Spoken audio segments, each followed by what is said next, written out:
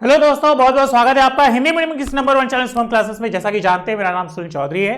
आप लोगों के कहे अनुसार हम लोग आज की टॉपिक लेके आए हैं क्या पृष्ठ रसायन। जैसा कि मेरे बच्चे जानते हैं, हम लोग कुछ चैप्टर्स अभी भी नहीं पढ़े थे, तो कुछ बच्चों का नाम था सर प्लीज फाइनल शॉट बना दीजिए उन सभी चैप्टरों का जो अभी तक हम लोग नहीं पढ़े। जैसा कि जानकारी होगी आपको, हम लोग शुरू से लगभग टोटल 13 चैप्टर को पढ़ना था, जिसमें से कुछ चैप्टर रिवाइज हो गए कोविड की वजह से, और अभी हम लोग कुछ चैप्टर्स को नहीं पढ़े हैं। तो आइए पहले उन चैप्टर्स की बात कर लेंगे जो हम लोग अभी तक क्लास में डिस्कस नहीं किए। जैसा कि मेरे बच्चे जानते हैं, अगर हम बात करें पृष्ठ रसायन की, तो इसे इंग्लिश में कहते हैं सरफेस केमिस्ट्री। यह हमारी फिजिकल केमिस्ट्री की शाखा है। यह फिजिकल केमिस्ट्री की 5वीं शाखा है। देखिए, अगर कहा जाए तो ये हमारा जो है चैप्टर 5 है आपकी बुक का। ये सबसे सरल आसान तरीका है, बिल्कुल बेसिक से समझाएंगे।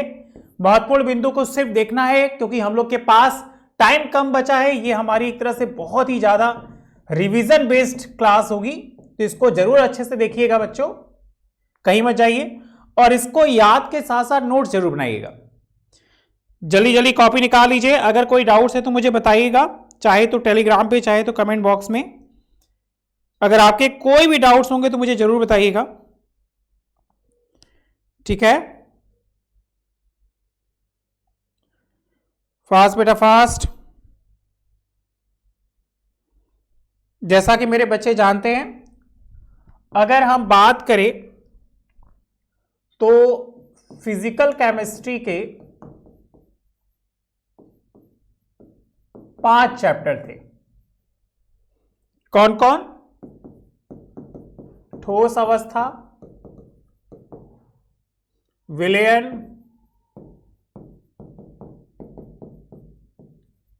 विद्युत रसायन और रासायनिक बलगतिकी।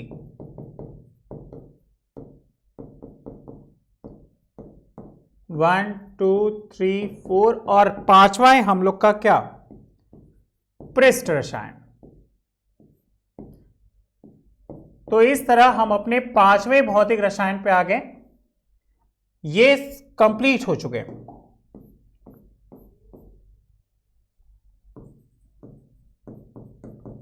इसमें बस एक चैप्टर बचा है, ये आज की क्लास में हम लोग ये डिस्कस करेंगे।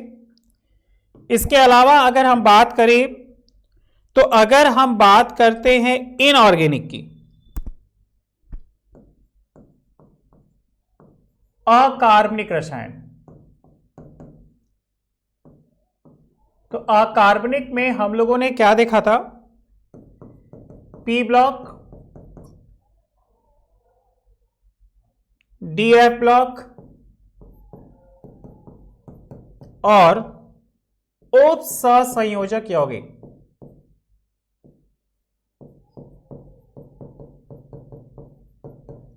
और उसके बाद ऑर्गेनिक,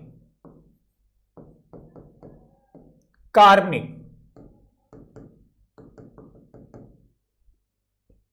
अगर हम कार्बनिक की बात करें तो कार्बनिक में halo alkane, alcohol, phenol ether इसके साथ है, एल्डिहाइड,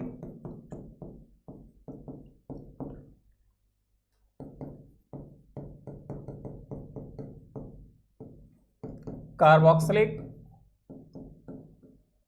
अब आप देखिए आपकी तैयारी कितनी है। एमीन और जैवअणु।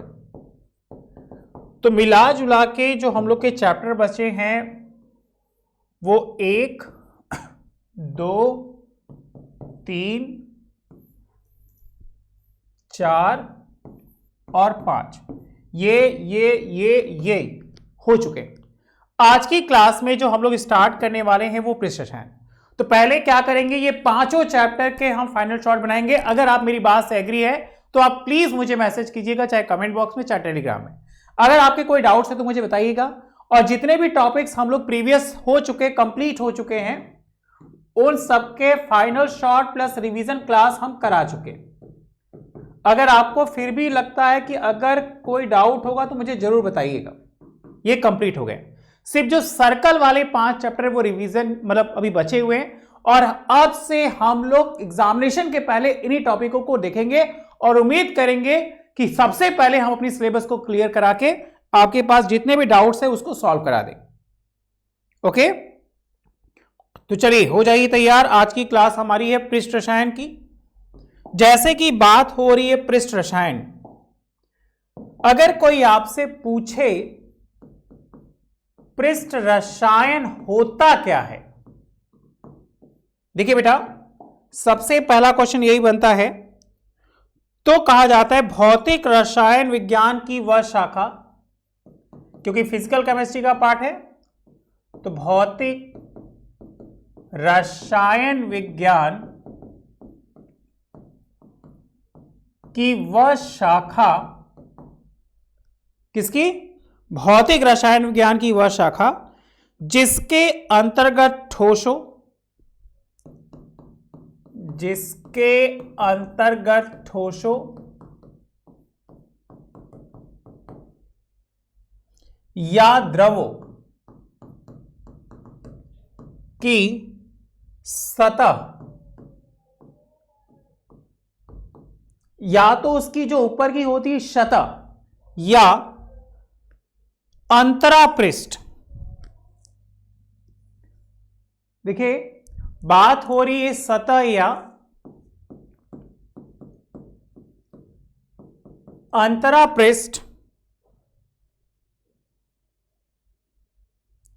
पर होने वाली परिघटनाओं से, पर होने वाली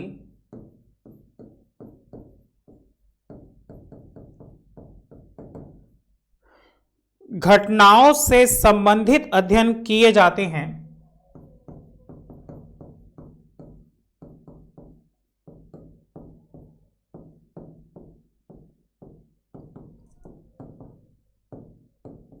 किए जाते हैं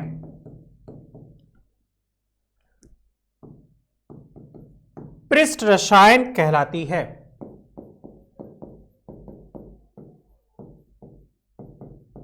देखिए बेटा ध्यान से, कह रहा है कि किसी भी या तो ठोस या तो द्रवों की सतह पे जो घटना होती है उसे ही कहते हैं पृष्ठ रसायन। अब जैसा कि हमने आपसे वादा किया कि ऐसी कौन कौन सी चीजें हैं जो हमें इस टॉपिक में ऑब्जर्व करनी है, तो आप सभी के पास कॉपी है, बुक्स है, नोट्स है, तो प्लीज निकाल लीजिए। अगर हम आपको ट्रिक बता दें तो ये आप 100% ये चैप्टर आसानी से रीड कर सकते हैं। तो एक छोटा सा फंडा है, इसको आप नोट जरूर करिएगा। क्या? महत्वपूर्ण बिंदु। ये इसलिए बता रहे कि हमारे बच्चे इसको अच्छे समझ जाए। इसमें सबसे पहला ही होता है अधिशोषण, मोस्ट पॉपुलर क्वेश्चन, अधिशोषण। इसके बाद आता है बेटा क्या? उत्प्रेरक। उसके बाद आता है कोलाइडी विलयन।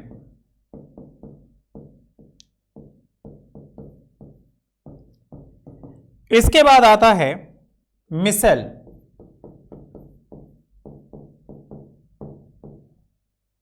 फिर है स्वर्ण संख्या। क्या भाई? स्वर्ण संख्या। देखिए अधिशोषण, उत्प्रेरक, कोलाइडी विलयन, मिसेल, स्वर्ण संख्या, ये हमारे इस चैप्टर के मोस्ट इंपॉर्टेंट पॉइंट है। इनको आप कहीं नोट कर लीजिएगा, ये 100% एग्जाम में आते हैं। इसलिए जैसा कि फाइनल शॉर्ट चल रहा है, तो फाइनल शॉर्ट में हर वो छोटी छोटी टॉपिक पे बात होगी जो हम लोग एग्जाम में आएंगे। अगर आपकी कोई भी डाउट है तो मुझे जरूर बताइएगा, ठीक है? तो सबसे पहला ही पार्ट हमारा क्या है? अधिशोषण, है कि नहीं? जल्दी से कॉपी निकालिए। देखिए अगर हमसे बात हो रही अधिशोषण की तो एग्जाम में क्वेश्चन बनते कैसे? तो सबसे पहले अगर हम बात करें अधिशोषण,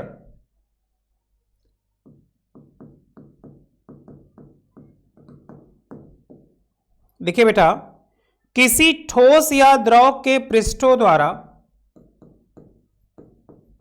किसी ठोस या द्रव के पृष्ठों द्वारा, मतलब उसकी पृष्ठ क्या, ऊपरी सतह, तो किसी ठोस या द्रव के पृष्ठों द्वारा किसी पदार्थ के अणुओं को आकर्षित, किसी पदार्थ के अणुओं को आकर्षित और धारित करने की परिघटना, और धारित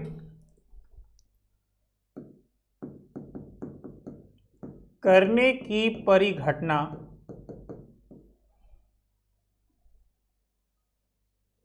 जिसके कारण अणुओं की, जिसके कारण अणुओं की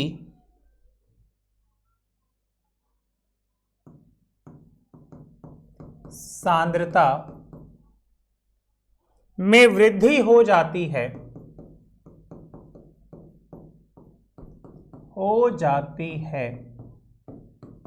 क्या कहलाती भाई, अधिशोषण कहलाती है।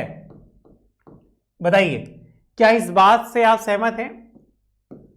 कह रहा है कि किसी ठोस या द्रव के पृष्ठों द्वारा किसी पदार्थ के अणुओं को आकर्षित और धारित करने की जो परिघटना होती है उसे ही कहते हैं क्या, अधिशोषण।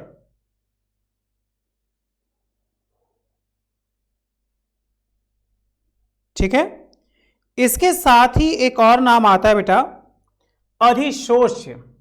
ये 3 पॉपुलर नाम है, अक्सर एग्जाम में पूछे जाते हैं। अधिशोष्य,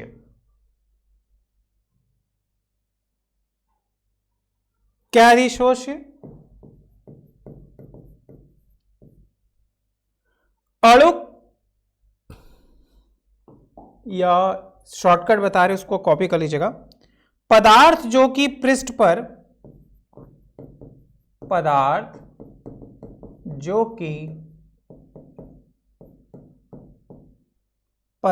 जो कि पृष्ठ पर सांद्रित या संचित होता है, सांद्रित या संचित होता है, अधिशोष्य कहलाता है।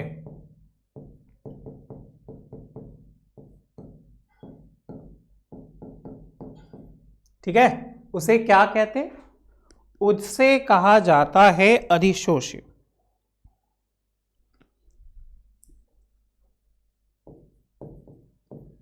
एक और नाम अक्सर आता है, अधिशोषक। पदार्थ जिसके पृष्ठ पर, पदार्थ जिसके पृष्ठ पर अधिशोषण होता है, अधिशोषण होता है, अधिशोषक कहलाता है।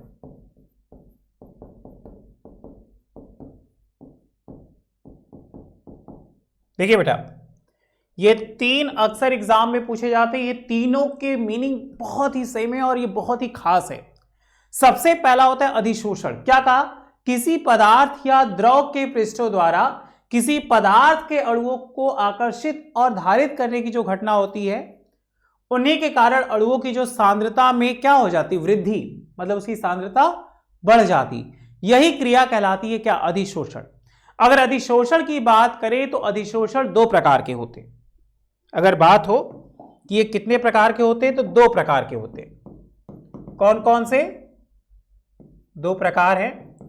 एक धनात्मक अधिशोषण और एक ऋणात्मक अधिशोषण। अगर उन्हीं के आधार पर बांटा जाए तो ये भी 2 प्रकार के, एक भौतिक और एक रासायनिक। बताइए इस बात से आप सहमत है? एक भौतिक और एक रासायनिक। अधिशोषण क्लियर करिए। अधिशोष्य क्या होता है? पदार्थ जो कि पृष्ठ पर सांद्रित या संचित होता है उसे कहते हैं अधिशोष्य। अधिशोषक क्या होता है? पदार्थ जिसके पृष्ठ पर अधिशोषण होता है वो कहलाता है अधिशोषक। ये तीन कॉमन नाम है, अक्सर हम लोग की कॉपी में लिखे जाते हैं, हम लोग का कंफ्यूजन होता है, हम लोग नहीं समझ पाते, और उम्मीद करते हैं आज की क्लास में हमारे बच्चे जरूर समझ गए होंगे। अगर कोई आपको डाउट है तो मुझे बताइए, अगर नहीं है तो बस आप एक लाइन लिखिए, क्लियर सर, यस सर, ठीक है, ठीक है, ये क्लियर हुआ। दो होते, एक धनात्मक अधिशोषण और एक ऋणात्मक अधिशोषण। ओके बेटा, इन्हीं के आधार पर उन्हें दो और भागों में बांटते हैं, एक भौतिक अधिशोषण और एक रासायनिक अधिशोषण। क्या? भौतिक एवं रासायनिक अधिशोषण। और आपको बता दे यह बहुत पॉपुलर टॉपिक है, भौतिक और रासायनिक अधिशोषण। अगर आपको अधिशोषण ना समझ में आया तो इस भौतिक रासायनिक से हम समझाएंगे, 100% आपको आ जाएगा, ये गारंटी। तो चलिए कॉपी निकाल लीजिए, हेडिंग बनाइए, भौतिक एवं रासायनिक अधिशोषण में अंतर। अगर आपके पास बुक होगी एनसीईआरटी बुक तो एनसीईआरटी बुक में भी देख सकते हैं, वो यहां वहां भी दिया है। क्या है? भौतिक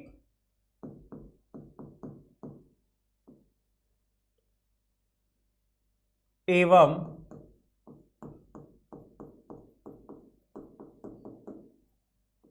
रासायनिक अधिशोषण।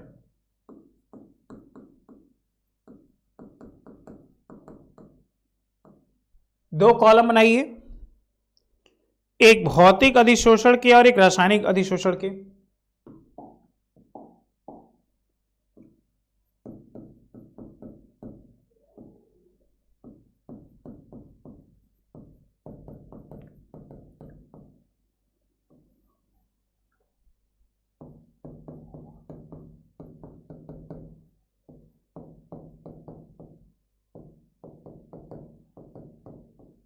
अगर हम बात करें किसकी? भौतिक अधिशोषण की, तो यह कहा जाता है कि यह वांडर वाल बलों के कारण होता है। यह वांडर वाल बलों के कारण होता है।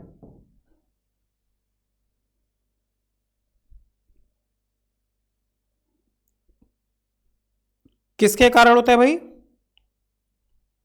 वांडर वाल बलों के कारण होता है।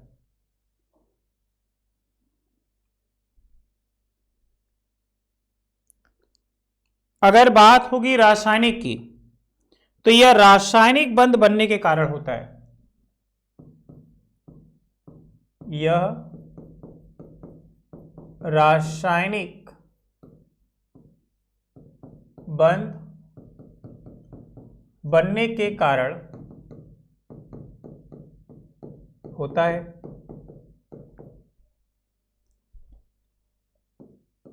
दूसरा, यह प्रकृति में विशिष्ट नहीं है। यह प्रकृति में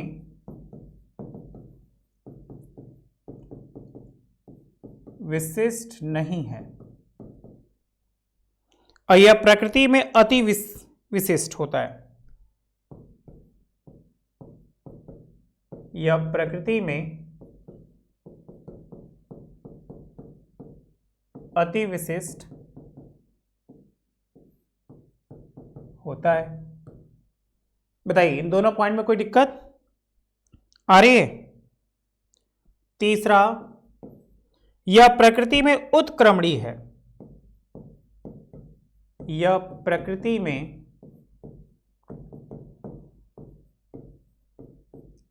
उत्क्रमणीय है, ठीक है, और यह अनुत्क्रमणीय है। यह अनुत्क्रमणीय है। इसकी बात करें तो ये उत्क्रमणीय है और ये अनुत्क्रमणीय है।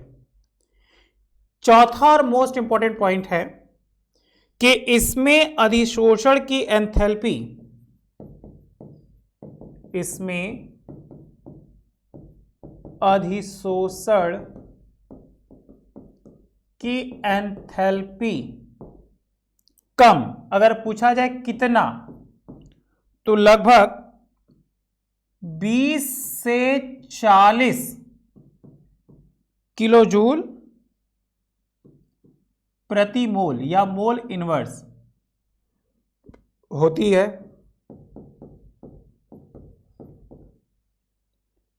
उधर की बात हो तो इसमें अधिशोषण की एंथैल्पी उच्च होती है। इसमें अधिशोषण की एंथैल्पी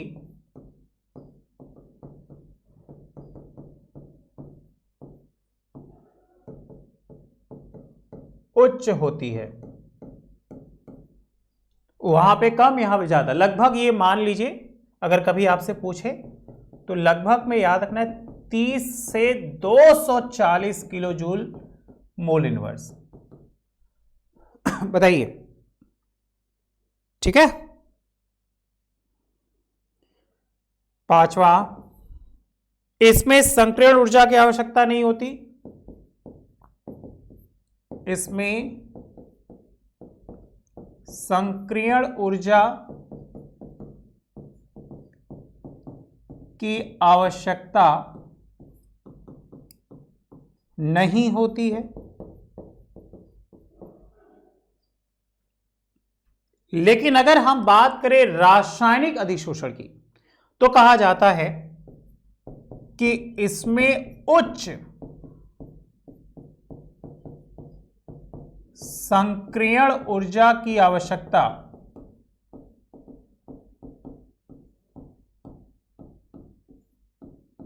होती है। बताइए, इस बात से आप सहमत हैं?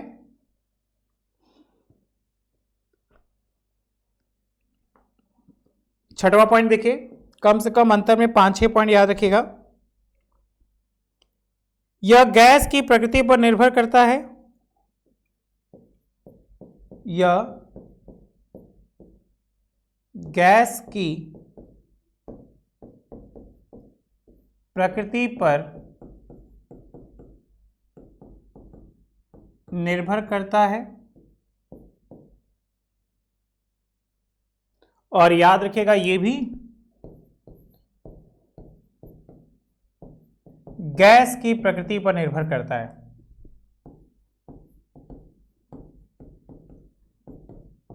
पर निर्भर करता है।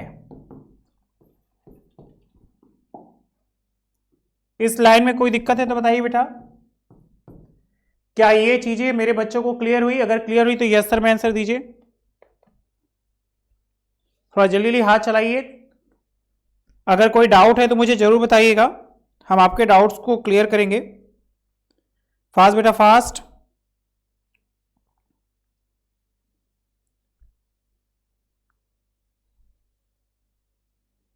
जल्दी जल्दी बताइए बेटा, जल्दी जल्दी। ठीक है, तो यस सर में आंसर दीजिए।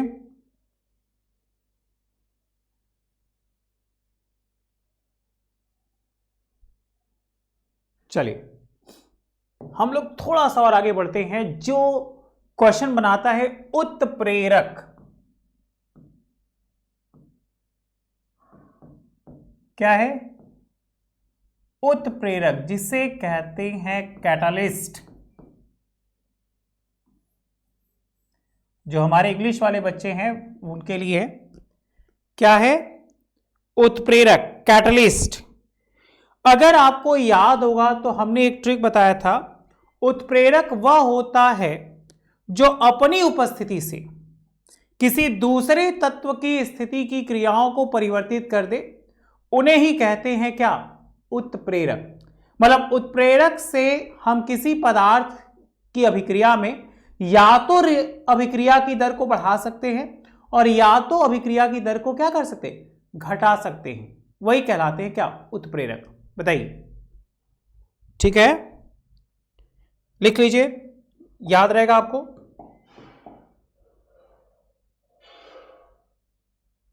क्या है, वे रासायनिक पदार्थ जो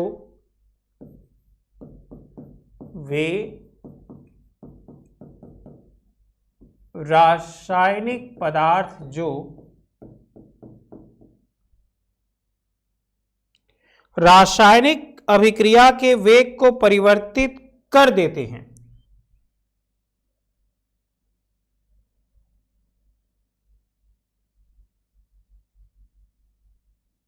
वे रासायनिक पदार्थ जो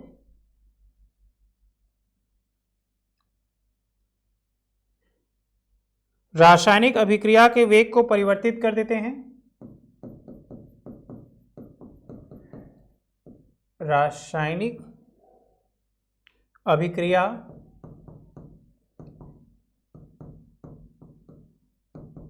के वेग को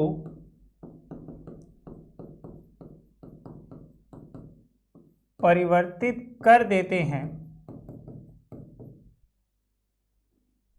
तथा रासायनिक अभिक्रिया में भाग नहीं लेते हैं, तथा रासायनिक अभिक्रिया में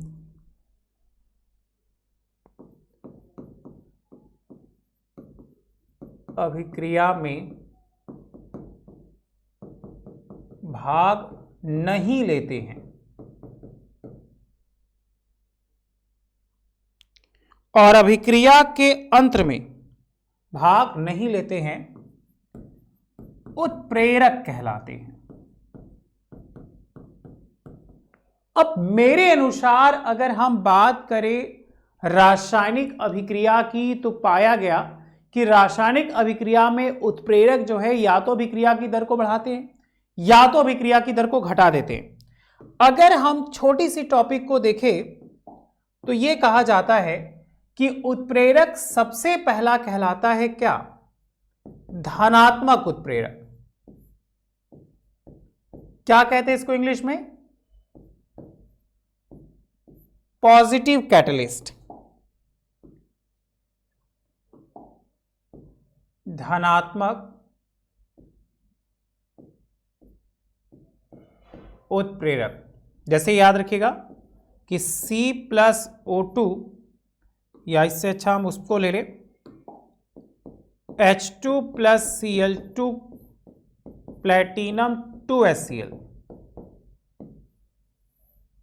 ये तुम्हारे संयोजन अभिक्रिया पे होंगे, इसलिए इनको कहते हैं क्या, धनात्मक उत्प्रेरक।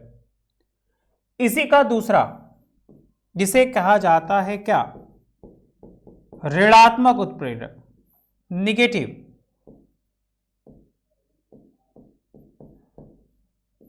ठीक है बेटा, क्या कहा गया, जैसे CaCO3 को हम तोड़ दें, देखिए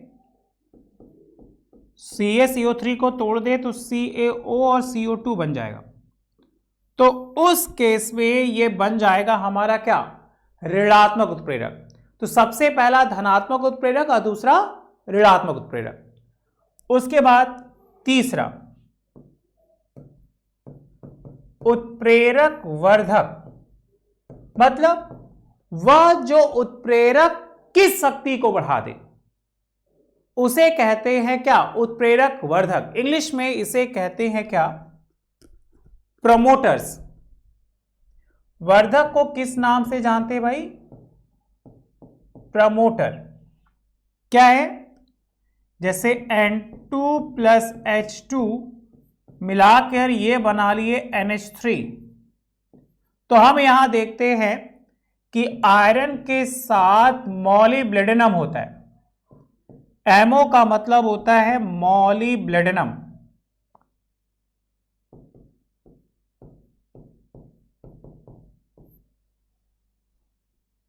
ये मॉलिब्डेनम जो है ये कहलाता है क्या, हमारा उत्प्रेरक वर्धक। और एक नाम और आता है जिसे कहते हैं उत्प्रेरक विष। जैसे जो उत्प्रेरक अभिक्रिया की शक्ति को नष्ट कर दे। जैसे अगर हम बात करें, कोई अभिक्रिया है, जैसे मान लो NH4Cl प्लस CaOH का होल ट्वाइस, ये क्रिया करा रही है, CaCl2 H2O और NH3 बना रही है। अब इस अभिक्रिया बनने में हम एक उत्प्रेरक ले रहे जैसे Fe। अब Fe की शक्ति को नष्ट कर दे N2O5, तो ये कहलाता है क्या? उत्प्रेरक विष। बेटा इसको कॉपी करिए। अगर यहां तक कोई डाउट है तो बताइए। ठीक, इस लाइन में कोई डाउट है तो बताइए बेटा। क्लियर है तो यस सर में आंसर दीजिए। ठीक, एक और नाम याद रखिएगा, समांगी उत्प्रेरक। ऐसे उत्प्रेरक जिसमें अभिकारक और उत्पाद में अवस्था समान हो। फंडा क्या कह रहे हैं? अवस्था समान हो, तो उन्हें ही कहते हैं क्या? समांगी उत्प्रेरक। उसी तरह अगर हम बात करें दूसरा, विषमांगी उत्प्रेरक, तो अवस्था क्या हो? असमान हो, तो ऐसे उत्प्रेरक को कहेंगे क्या? विषमांगी। तो ये छोटा सा फंडा है उत्प्रेरक का। अगर आपको अच्छा लगे तो लाइक जरूर करिएगा। अगर आपके कोई डाउट्स है तो मुझे जरूर बताइएगा। कॉपी करिए बेटा। ठीक है,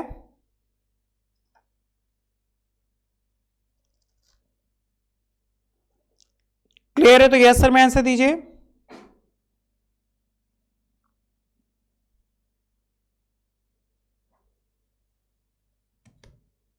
उत्प्रेरक ठीक है, समझ में आ गया। चलिए एक और चर्चित नाम हम आपके सामने ला रहे हैं, कोलाइडी विलयन। अगर आपको कोलाइडी विलयन याद आएगा तो बताया गया था कि वे विलयन जो किसी पारगम्य झिल्ली, जिसे चर्मपत्र कहते, उससे उसके पदार्थ आर पार नहीं जा सकते, ऐसे विलयन को ही कहा जाता है क्या? क्या कहते हैं? कोलाइडी विलयन। अगर आपको याद होगा तो विलयन, कोलाइडी विलयन और निलंबन, तो अगर मिश्रण की बात करें तो विलयन समांगी मिश्रण था, और कोलाइडी विलयन जो है हमारा वो क्या है? विषमांगी मिश्रण होता है बेटा। कौन सा मिश्रण होता है? विषमांगी। इनकी पहचान यही है कि इनके कण चर्मपत्र को पार नहीं कर सकते। बताइए, आपके कोई डाउट है तो बस जरूर बताइएगा, नहीं है तो बस क्लियर है सर करके भेज दीजिएगा। ठीक है,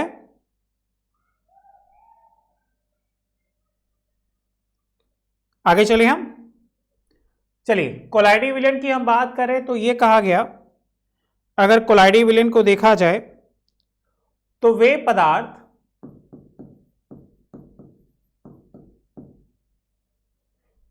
जिनके विलयन चर्मपत्र, जिनके विलयन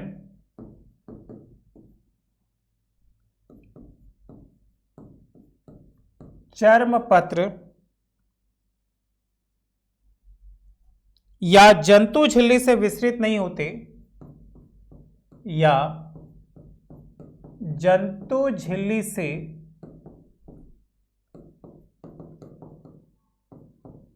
विसरित नहीं होते,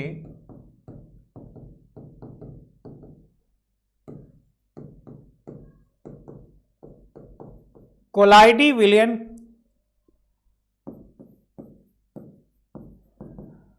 कहलाते हैं।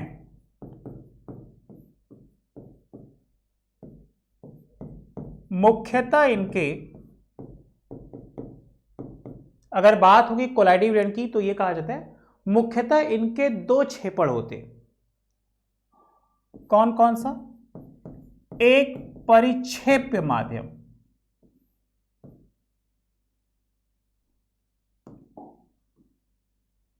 और एक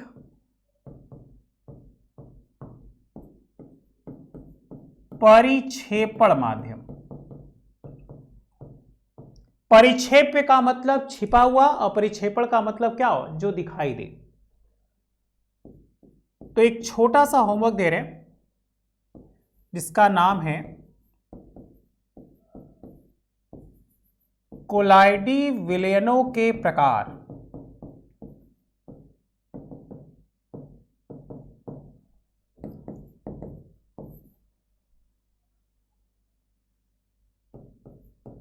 लिखिए, बताइए आज की क्लास में आपको कौन सी ऐसी चीज थी जो 100% नहीं आई? अगर आई तो अच्छा से बताइएगा यस सर। अगर आज की क्लास स्टार्ट करें तो आज की क्लास में हम लोगों ने देखा ये हमारे पृष्ठ रसायन का है। अगर पृष्ठ रसायन की बात करें तो एक तरह से ये क्लास बिल्कुल बहुत इंपॉर्टेंट है क्योंकि हम लोग एकदम लास्ट स्टेज पे हैं। आज का पढ़ा हुआ हम लोग के एग्जाम में 100% आएगा, ये इसकी गारंटी है। इसके पहले एक छोटा सा चीज बता रहे थे कि हम लोग कौन कौन सी चीजें नहीं पढ़े, तो आप पहले उन्हीं पे टॉपिक बात होगी, जैसे पृष्ठ रसायन, डी और एफ ब्लॉक, उप संश्लेषण यौगिक, एल्डिहाइड, कीटोन और एमीन। ये 5 चैप्टर अभी हम लोग नहीं टच किए। फाइनल शॉर्ट में इन सभी चैप्टर के होंगे।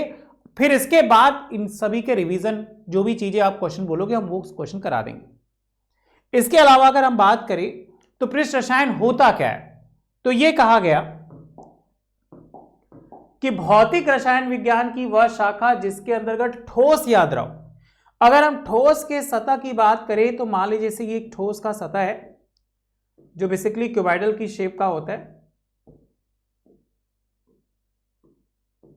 ऐसा कुछ होता है। अब इस सतह के, इसको कहते हैं फलक, इन पे जो परिघटना होती है वो मुख्यतः ली जाती है तुम्हारी किसमें? पृष्ठ रसायन में। अगर पृष्ठ रसायन के कुछ महत्वपूर्ण बिंदु को देखें तो अधिशोषण, उत्प्रेरक, कोलाइडी विलयन, मिशेल, स्वर्ण संख्या और इसके साथ ही एक याद रखिएगा रच्छिक कोलाइड। ये बहुत ही मोस्ट इंपॉर्टेंट है, जो इस चैप्टर के बहुत पॉपुलर क्वेश्चन है जो अक्सर आते हैं, तो इनको आप नोट जरूर कर लीजिएगा, या अगर आप लिखे तो उस पर स्टार जरूर बना लीजिएगा। आपके पास क्वेश्चन बैंक बुक गाइड है, आप कोशिश करिएगा इन पे जरूर फोकस करिएगा। इसके बाद हम लोगों ने देखा अधिशोषण। जैसे सबसे पहला टॉपिक अधिशोषण था। अधिशोषण होता क्या है? तो किसी ठोस या द्रवों के पृष्ठों द्वारा किसी पदार्थ के अणुओं को आकर्षित और धारित करने की जो घटना होती है, मतलब जिसपे वो दिखाई देते हैं, उन्हें उनकी सांद्रता में वृद्धि होती है, उसे ही कहा जाता है क्या? अधिशोषण। 2 प्रकार के हो सकते हैं, या तो धनात्मक या ऋणात्मक अधिशोषण, या तो भौतिक एवं रासायनिक अधिशोषण। सबसे पॉपुलर टॉपिक है बेटा ये। अधिशोष से क्या होता है?